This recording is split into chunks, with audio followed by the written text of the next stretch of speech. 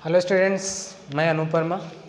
बच्चों आज देखेंगे जो बायोलॉजी में जो तीसरा चैप्टर हमारा चल रहा था, ठीक है। इसमें से हम क्लासिफिकेशन पढ़ने एनिमल्स का, है ना। तो आज जो है हम आज एक फाइलम लेंगे, है ना। फाइलम हमारा पोरीफेरा रहेगा, ठीक है। टॉपिक भी हमारा पोरीफेरा ही है। तो पोरीफेरा का क्या मतलब है, पोरीफेरा संघ के किस प्रकार के जंतु आते हैं, है ना। ये सारी डिस्कस आज हम करेंगे। तो पोरीफेरा संघ में ऐसे कुछ जीव आते हैं है ना, जिनमें छिद्र होते हैं, यानी शरीर पे छिद्र पाए जाते हैं, ठीक है। छिद्र युक्त वाले ऐसे प्राणी जिनमें छिद्र पाए जाते हैं, ठीक है। आपको दिखने में बिल्कुल जैसा आपको पौधे के समान इनके बॉडी स्ट्रक्चर इनका जो है पौधे के समान एकदम दिखेगा, ठीक है। तो यहाँ पे देखिएगा, मैंने एक यहाँ पे साइकान का यहाँ पे चित्र मैंने क्रिएट किया। तो इसमें देखेंगे कि जो आपको एकदम पौधे के आकार की संरचना में लगा हो, ठीक है। ये आधार से चिपका है, ठीक है। ये वयस्क अवस्था में आधार पे चिपकते हैं, ठीक है। वैसे जब ये छोटे होते हैं, वयस्क के पहले जो होते हैं, है ना, तो वो चिपकते नहीं हैं, इधर उधर पानी में ज़्यादातर गति करते रहते हैं, ठीक है। अधिकांश जलीय जीव होते हैं, ठीक है। ये सारी डिस्कशन आज हम इसी में करेंगे, ठीक है। तो पहला हम थोड़ा सा चित्र के बारे में जान लें, है ना, फिर देखें। देखिए इनका शरीर जो है कुछ जीवधारियों या कुछ जंतुओं का जो है शरीर जो है पोरीफेरा संघ के तो एकदम बेलने के आकार का होता है, ठीक है। बेलने के आकार का होता है। आप देख सकते हैं यहाँ सामने की जो है किस तरह का इसका शरीर बना हुआ है, ठीक है, बेलने के आकार का, ठीक है। तो इसमें कुछ छिद्र पाए जाते हैं ना, जो छोटे छिद्र होते हैं उन्हें आस्ट्रिया बोलते हैं, ठीक है। क्या बोलते हैं? आस्ट्रिया। ये इंपॉर्टेंट पॉइंट है। कुछ इसमें से कुछ ऐसे पॉइंट आएंगे जो बहुत ज़्यादा इंपॉर्टेंट है, कंपटीशन एग्जाम में भी पूछे जाते हैं ना, तो उनको भी ध्यान रखेंगे ना। तो जो छोटे छिद्र होते हैं जिन्हें आस्ट्रिया बोलते हैं, ठीक है। और जो बड़े छिद्र होते हैं वो संख्या में कम होते हैं, है ना। ध्यान देने वाली बात ये है कि जो आस्ट्रिया वाले छिद्र होते हैं ये शरीर पर अत्यधिक होते हैं, संख्या में ज़्यादा होते हैं। और जो बड़े छिद्र होते हैं जिन्हें जो है आस्कुलम बोलते हैं, तो आस्कुलम ये शरीर पे संख्या में जो है कम होते हैं, लेकिन इनके छिद्र बड़े होते हैं, ठीक है। और इनके ऊपर जो है कुछ ऐसे छिद्र होते हैं जिनमें काष्ठिकाओं का जो है घेरा होता है, जो एक प्रकार से कुछ धागे सदृश संरचना होती है ना, वो संरचना बनी होती है ना, जिन्हें काष्ठिकाओं की संरचना या घेरा बोलते हैं, ठीक है। तो ये बात हुई, ठीक है। तो इस तरह से इसका स्ट्रक्चर होता है। और जब ये वयस्क अवस्था में आते हैं तो ये किसी आधार से चिपक जाते हैं, ठीक है, जो यहाँ पे आधार बना हुआ है, ठीक है। ये साइकान का होता है। अब देखते हैं इनके क्या कैरेक्टर्स हैं ना, शुरुआत से इनकी जानकारी लेते हैं, ठीक है।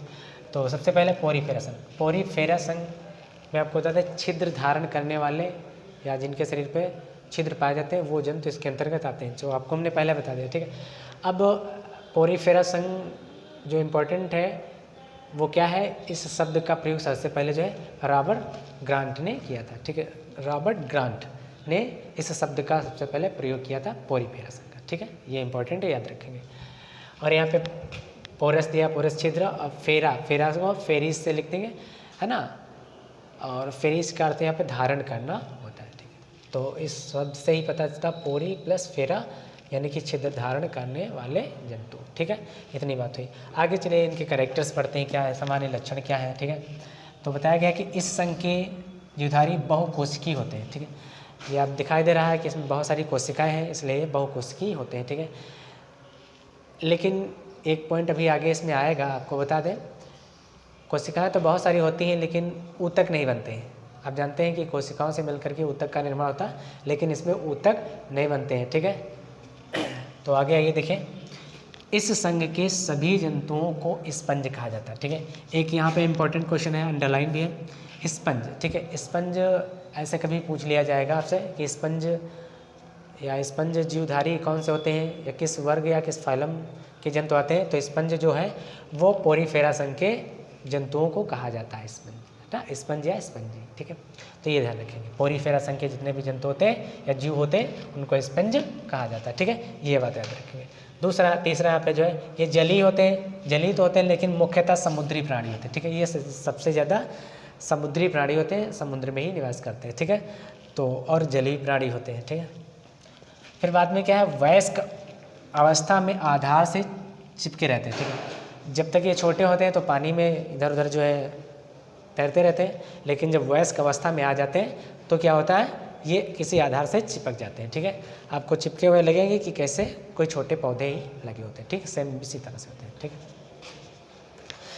इनका शरीर जो है कोशिकीय स्तर का होता है, अतः ऊतक नहीं पाए जाते हैं। कोशिकाएं पृथक पृथक कार्य करती हैं। अभी आपको हमने बताया, ठीक है, इनमें बहुकोशिकीय तो होते हैं लेकिन इनमें ऊतक नहीं पाए जाते हैं, ठीक है, ऊतक नहीं पाए जाते हैं। सभी जो कोशिकाएं हों अपना अलग अलग कार्य करती हैं, ठीक है, बिना ऊतकों का इनका शरीर बना होता है, ठीक है। शरीर पर 2 प्रकार के छिद्र पाए जाते हैं, ठीक है, जो आपको हमने पहला बता दिया। जो बड़े छिद्रों को आस्कुलम बोलते हैं, छोटे छिद्रों को आस्ट्रिया बोलते हैं, ठीक है, क्या बोलते हैं, आस्ट्रिया। यानी कि जो बड़े छिद्र होते हैं वो आपके वास्कुलम और छोटे छिद्र आस्ट्रिया कहलाते हैं। ये छिद्र पाए जाते हैं, ठीक है, इस तरह से होती है। और कुछ इसमें जो है कॉमन सी बात है, जैसे इसमें लैंगिक जनन कैसे होता है, ठीक है। तो लैंगिक जनन जो है वो क्या होता है,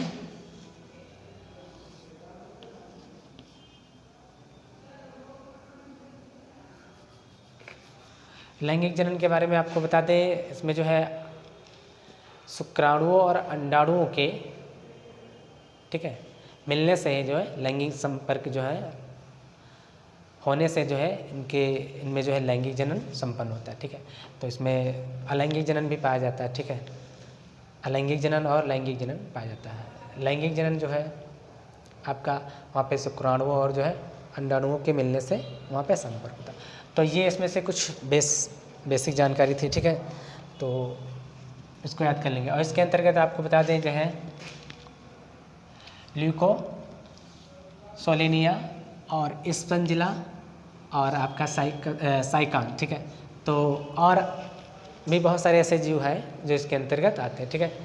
तो आप इसका एक बार स्क्रीनशॉट ले लें और इसकी आप नोट्स कंप्लीट कर लें, ठीक है ना, और इनको याद कर लें। और जो इसमें मेन इम्पॉर्टेंट पॉइंट है वो आपको एक बार हम फिर से बता दें कि पोरीफेरस अंग, यानी कि इस अंग को जो है स्पंज जो है, इनको जो है इन प्राणियों को जो स्पंज कहा जाता है, ठीक है, स्पंज कहलाते हैं, ठीक है। और दूसरा है कि इनमें ऊतक नहीं बनते, ठीक है, ऊतक नहीं बनते हैं, ठीक है। और बड़े छिद्रों को जो है आस्कुलम बोलते हैं और छोटे छिद्रों को आस्ट्रिया बोलते हैं, ठीक है। तो इस तरह से इसमें कुछ ऐसे पॉइंट है ना, तो इनको आप यहाँ पे कंप्लीट कर लेंगे, ठीक है। थैंक्स।